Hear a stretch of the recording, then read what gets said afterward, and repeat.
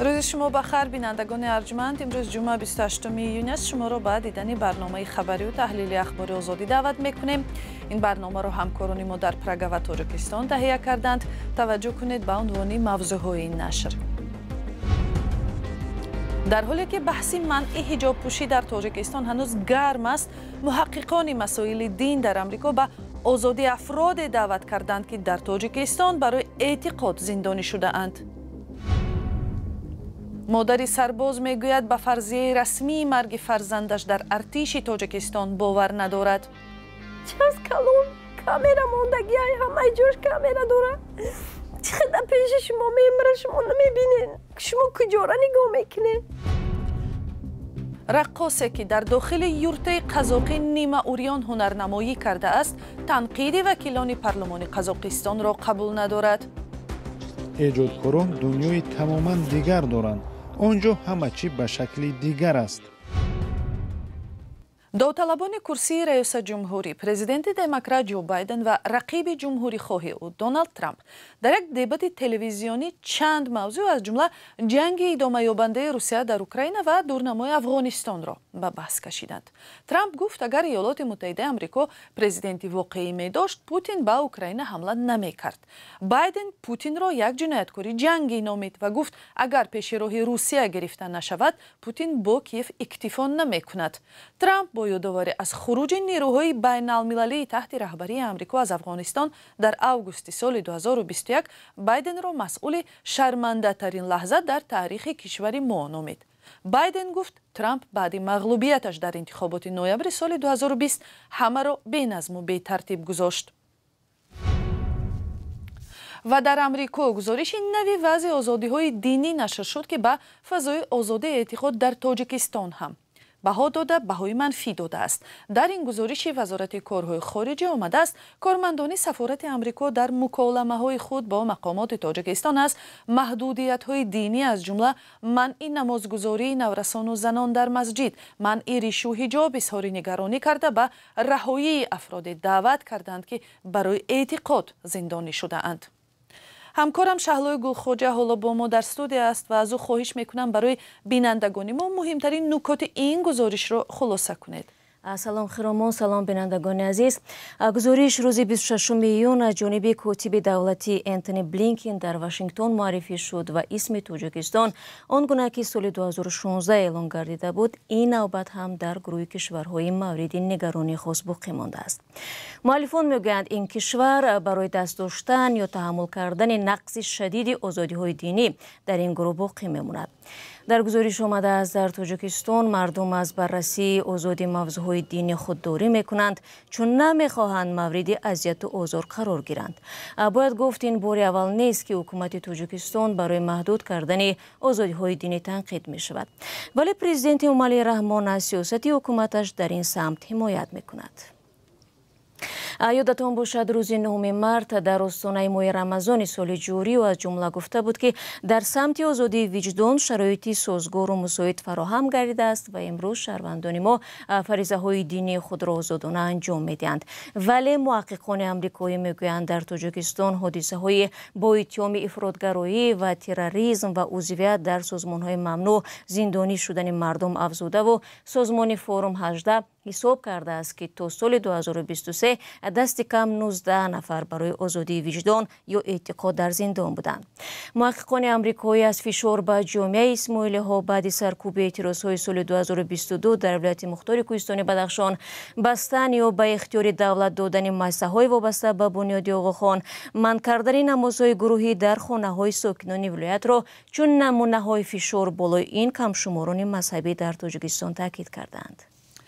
شهلا، آیا کدام حالت‌های جداگانه در گزارش یاد شده است؟ بله خیرامان، مثلا درباره حکم 6 سال زندانی امام خطیب کوشانیان عبدالحنان عثمانوف برای منع تحصیل دخترش در مکتب، 8 سال زندان رهبر سابق سلفی محمد محرم و ناروشنی‌های اطراف ثبت نام جمعیت زرتشتیان از جانب عبدالقادر طلبکوف یادآور شدند. гузориш бо такя ба форум 18 қазияи Фарзона Сидиқова ва Таҳмина Авлиоқуловаро мисол овардааст.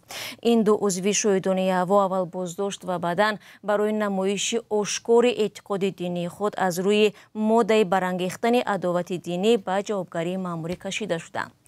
ба навиштаи манбаъ додгоҳи Тоҷикистон ба ҳуқуқшиноси украинӣ иҷозаи ҳимоят аз ҳуқуқи ин занон و هم امکان بازبینی حکم را در دادگاه عالی نداد و این 2 نفر $600 جریمه شدند.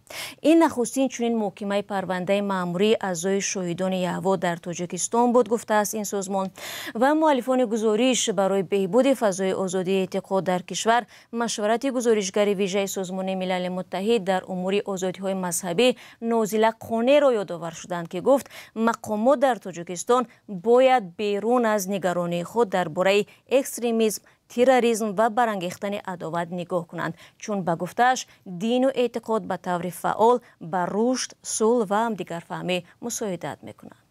و هنوز مقامات در تاجیکستان به این گزارش واکنش نکردند.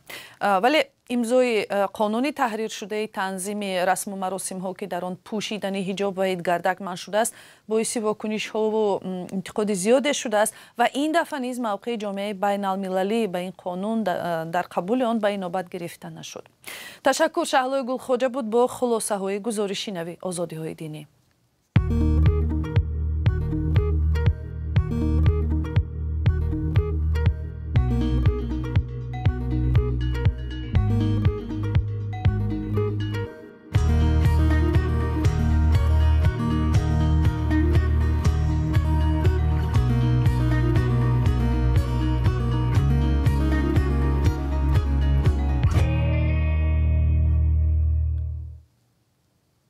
پیوندان یک سرباز فوتیده وزارت مدافع از نتیجه های تشخیص سبب مرگ او ناراضی‌اند.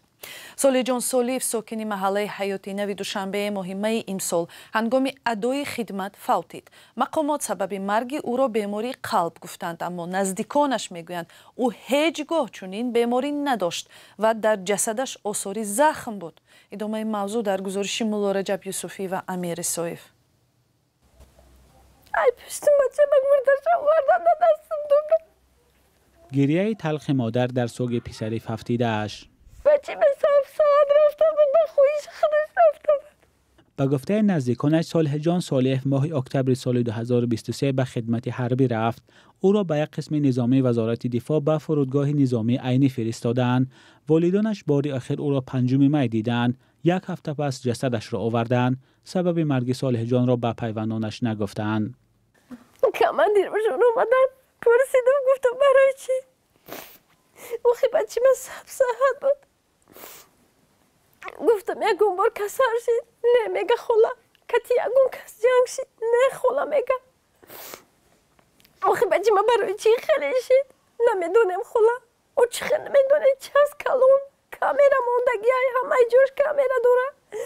چی خیلی پیش شما میمره شما نمیبینین. شما کجا را نگاه میکنین؟